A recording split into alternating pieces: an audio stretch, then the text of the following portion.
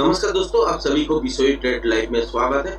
कल जैसे कि वीडियो में बताए थे कि मार्केट यहाँ से क्या रिएक्शन दे सकते हैं और रेंज भी आपके साथ शेयर किए थे।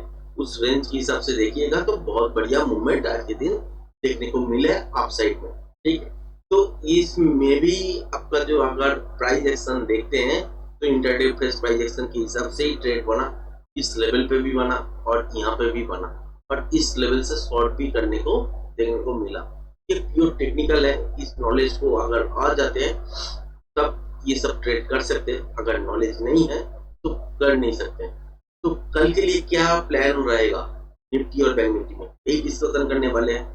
अगर फ्लैट खोल के नीचे की तरफ आते हैं और ये जोन अगर नहीं ब्रेक करते हैं जो कि है 23,413 से लेके 23,395, ये लेवल अगर नहीं इस जोन के अंदर फंस जाते हैं प्राइस, तो मान के चलिए यहाँ से बाउंस बैक करने का कोशिश जरूर करेगा और उस टाइम एक मोमेंटम ट्रेड देखने को मिल सकता है।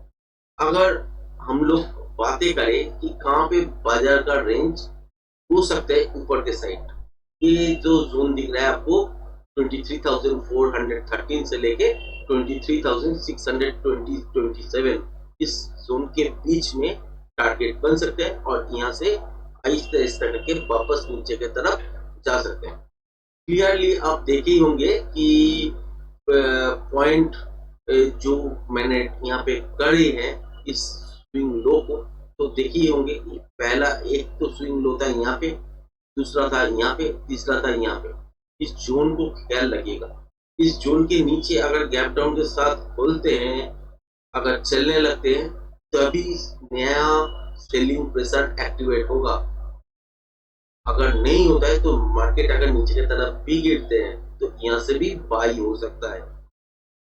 तो ध्यान रखिएगा कि गैप डाउन के साथ अगर खोलते भी है नीचे की तरफ, ये लेवल अगर ब्रेक करते सस्टेन करता है तब आपको ट्रेड में एक नेगेटिव सेंटीमेंट देखने को मिल सकता है। अगर ये लेवल नहीं तोड़ते हैं तो यहाँ से वापस एक रिवर्स साइन देखने के बाद आपको एक बहुत बढ़िया मौका ऊपर के साइड देख सकते हैं। अगर कल के दिन देखते हैं कि इंटरनेशनल कॉस्ट के चलते तो यहाँ पे गैप अप हो गया है, हो सकता है कि 23,580 हो सकता है कि 23,520 हो, 480 हो, इस जोन के आसपास हो सकता है कि गैप अप हो। उसके बाद क्या हो सकता है, एक डीप जरूरी है।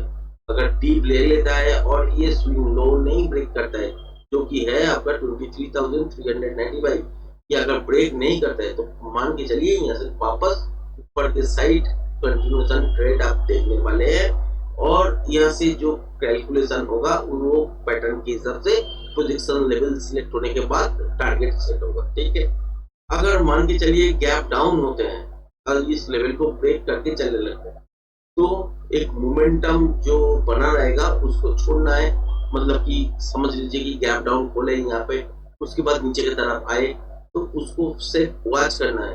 इस लेवल को जब तक नहीं तोड़ते हैं तब तक कुछ करना नहीं है। हो सकता है कि इसके आसपास आके एक रिवर्सल पैटर्न बनाए फिर वापस ऊपर की तरफ चले जाए।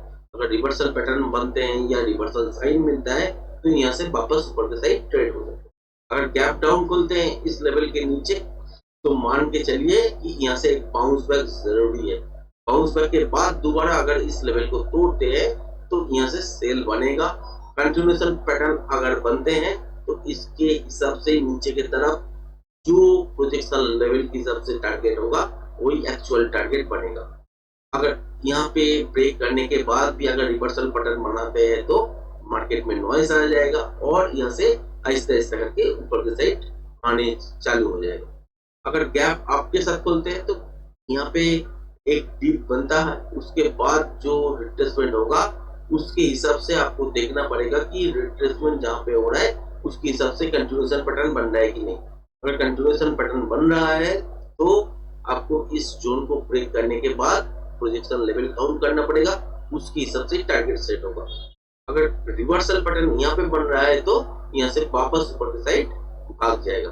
तो यहाँ पे जाने का चांसेस 23,627 के आसपास जा सकते हैं, क्योंकि ये जो बाजार जब गिरा था ऊपर से नीचे तक और नया लो जो गैप डाउन के साथ लगाए थे और उसी दिन जो बाउंस किए थे, तो वो जो उसका जो कैलकुलेशन है, प्रोजेक्शन जो लेवल है, तो वो है ये 78% और ये है आपका 88%।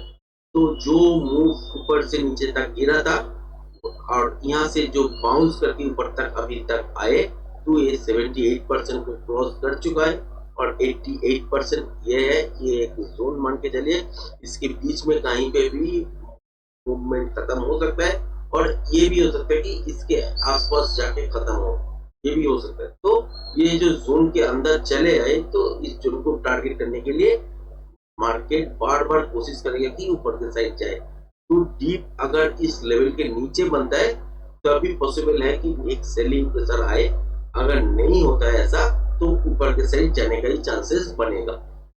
बैंक निफ्टी में अगर देखते हैं तो सेम सिचुएशन है। बैंक निफ्टी अगर देखे तो बैंक निफ्टी में भी सेम सिचुएशन है, सिचुएशन कोई अलग नहीं है। अगर गैप अप खोलते हैं तो डीप बनेगा, डीप बनने के बाद प्रोजेक्शन लेवल काउंट करने पड़ेगा, उसके हिसाब से अगर ये लेवल नहीं तोड़ता है जो कि है 53,037 की, अगर नहीं तोड़ता है तो वापस बाउंस करके ऊपर की साइड कंटिन्यूएशन पैटर्न बना सकता है। अगर रिवर्सल पैटर्न बनाते हैं तो उसका भी प्रोजेक्शन लेवल निकल के नीचे की तरफ कितना आ सकते हैं उसका प्रोजेक्शन हम लोग कर रहे हैं। पर ये लेवल जो दिख रहा है, अगर गैप डाउन के साथ खोलते हैं और ये लेवल अगर ब्रेक कर देते हैं मान के चलिए, तो एक बाउंस आना जरूरी है। बाउंस होने के बाद एक इस लेवल को अगर तोड़ते हैं दोबारा, जो कि है आपका 52,720, अगर तोड़ते हैं तो नीचे के लिए सेलिंग प्रेशर रहेगा और यहाँ पे नया सेलिंग प्रेशर ऐड होगा। जब तक ये तोड़ते नहीं है तो नया कोई सेलिंग प्रेशर आएगा नहीं। स्टॉप लॉस कुछ लोग को जाएगा, कुछ लोग का हेज का पोजीशन जाएगा और कुछ ही का आपका यहाँ पे नया एक्टिवेट होगा पैटर्न के हिसाब से और ऊपर के साइड जाने का कोशिश जरूर करेगा। तो आज का प्रेडिक्शन यहीं तक। अगर वीडियो पसंद आए तो लाइक शेयर सब्सक्राइब जरूर करना चैनल को। आज के लिए इतना ही, धन्यवाद।